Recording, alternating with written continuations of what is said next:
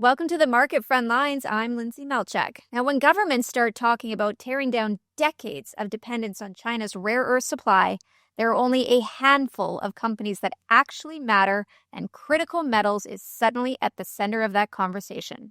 Now, this is a company aiming to give Europe and the U.S. something they've never truly had, and that's a fully independent mine-to-processing rare earth supply chain built for defense, built for aerospace, and the industries that keep modern economies on their feet. Now, the person steering that ambition, as well as the pressure that comes with it, is Mr. Tony Sage. Now, he's the CEO of Critical Metals, and whether you agree with the strategy or not, he's right in the blast radius of one of the biggest geopolitical shifts of the decade. Tony, it's always great to have you sit with us. Let's get right into it. Yes, thank you. Thank you for having me on. Absolutely. Now, let's talk about where can we actually start here? I think the best thing that we could probably start talking about is the global context that is actually shifting extremely fast. There's rising urgency in the EU and the US to uncouple from Chinese dominance in rare earth mining, in processing, and magnet production. So with that geopolitical pressure comes significant regulatory and governmental influence. We can see that, including funding and the export controls, defense considerations, and all the environmental scrutiny. How much of Critical Metals' strategy depends on favorable policy and government support, like the subsidies, like export control regimes, like national security backing, and how much of it do you view as fundamentally a commercial viable business regardless of that political wing? Extremely important. The value chain in rare earths is at the processing end. Our end on the mining side in Greenland is quite simple, really. It still needs a lot of capex to get it going, but it really is shifting the processing from China, especially the heavy rare earths, which is all tied to national security and national defense and military operations. So the main aim then of EU, US, UK, Australia, even the $8.3 billion they just announced to help miners get going. So that is huge. But the processing is where the difficulties are in the West. The reason we're in this boat is because in the 70s and 80s, they just shifted it to China. No one wanted to build these horrible processing plants, right? Horrible, they call them, because they're dirty. They were. The modern technology has fixed all that, but getting permitting in most Western countries is very, very difficult. You might take 3, 4, 5 years to find a location to build a plant. And that's why the strategy of the United States now has shifted slightly. You would have seen the deal with MP Materials and Saudi Arabia, for example. Now, building a plant in Saudi Arabia, because of its politics, it's going to be easy to get permits, and the power is so much cheaper. So government support is essential, but moving it away from China is not as easy as most people think because of the regulatory. Try building one in Germany or France. It'd be just about impossible, or even Britain. So that's why the governments are very, very quick to move to the Middle East. Okay, well then, let's actually shift that topic and push a little bit further with the demand side. I mean, a big part of the JV's framing in its value to European defense, in aerospace and that high-tech manufacturing, all sectors that demand aerospace and military-grade magnets and rare earth metals. Now, downstream, that demand and supply chain discipline are two different beasts. Can you tell us what commitments or offtake agreements have you secured or are you pursuing to guarantee that this European supply chain is not only built, but also sustained with consistent demand? Yeah. Look, we've sold 75% of the production, feature production already, which is fantastic.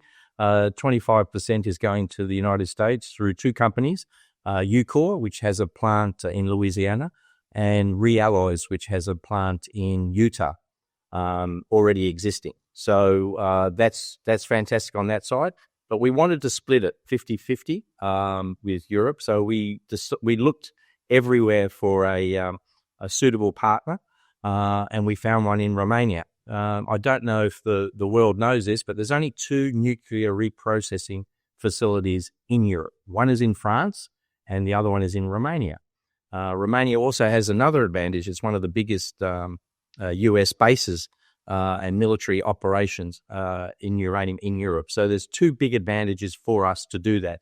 On the first one, in France, it's all built out. You cannot put anything else on that particular site where the reprocessing is taking place. In Romania, there's a plenty of land still available to put our processing plant, already where there is a nuclear reprocessing facility. So permitting, et cetera, will be very, very easy to get through in that case. Okay, then let's continue that right there. Okay, so your company, you just said, signed a term sheet for a 50-50 joint venture with that Romanian state-owned entity. And that was to create that mine to processing rare earth supply chain inside the EU. I mean, that's huge, Tony. But many analysts say that similar deals have fallen apart under that technical or the financing challenges. So my first question here is, what gives you the confidence that this JV and the planned processing facility in Romania will actually see construction and not just stall like so many rare earth projects before it? Two reasons. The week prior to us signing the agreement with the Romanian government, the EU put out 3 billion euros for rare earth projects to be happen in Europe, to be developed. Now, Denmark owns Greenland, EU, so that ticks one box. The second box is, as I said just previously, Romania has a nuclear reprocessing facility area which we can build the plant on, so permitting won't be a problem. So I think this one will be a lot more advantage than any other processing of, for example, hydroxide like we've done. We're actually making the hydroxide in Saudi from our mine in Austria, in the same company, in Critical Metals, because it was too difficult to get a processing license in Austria. So this is going to be completely different. We'll be able to get our processing license very, very easily in Romania, and then the product will be sold mainly into the EU. I think the EU is very, very happy that they've got mine to end product in Europe the whole way. Absolutely. This is exactly what they've been looking for such a long time. Tony, I'm going to bookend this here. There's a financial and shareholder angle that matters to many watching CRML. So rare earths mining and processing carry significant capital intensity, long lead times, and that regulatory or execution risk. So for shareholders and actually potential investors watching this unfold, what is your vision for ROI and timeline? I mean, more bluntly to that, under what scenario does CRML deliver outsized returns, and under what scenario does the risk of the delay or underperformance make this a speculative or even risky bet? Look, I don't think it's risky at all. I think you've got commitments from the EU, you've got commitments from the US, you've got commitments from countries like Australia, the UK, to make sure that the supply chain of these rare earths move from China. So you've got unequivocal support on all Western governments to do this. So that's number one. Number two, regulatory approvals in Greenland. We've already received our mining exploitation license, so we're very happy on that end. The actual mining in Greenland is very, very simple. So we hoped, on timeline you mentioned, we hope to be able to start construction by first quarter 2027.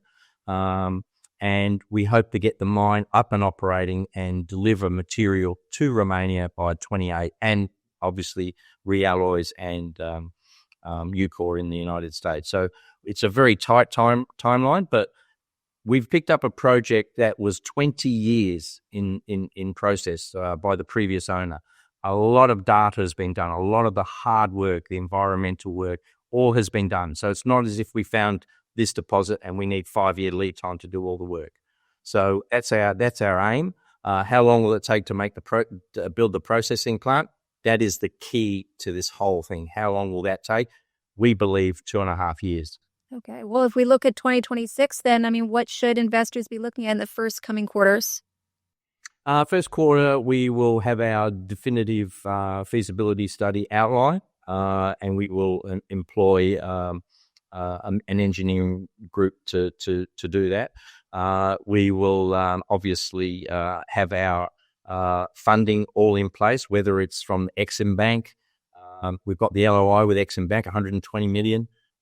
We will have possible EU funding, and we hope that out of that 3 billion, obviously the Romanian government and us will be applying for that. And then I noted last week that Reuters did an article that the US government want to take an equity stake in 4 or 5 companies, and our name was mentioned. So that's another possible. So that will all happen in the first and second quarters next year. Our drill results that we've just finished in October will start to come out. So we'll have a lot more drill results coming out over the next 2 or 3 months as well. So news flow for our shareholders and potential investors will be huge over the next quarter and a half. Well, Tony, this is exactly what we want to hear. And what a way to end the year. Thank you so much for sitting with us. Our conversations are always so full of insights. Do come back soon. No worries. Thank you very much. Again, that was Tony Sage, CEO and chairman of Critical Metals Corp. Now, the company behind groundbreaking efforts to reshape the rare earth supply chain is happening now.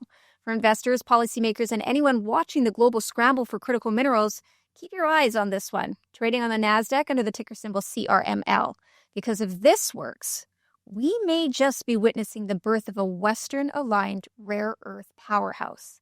That's all for now on Market Frontlines. I'm Lyndsay Malchuk with Abaton Media. Stay sharp, stay informed, and thank you for tuning in.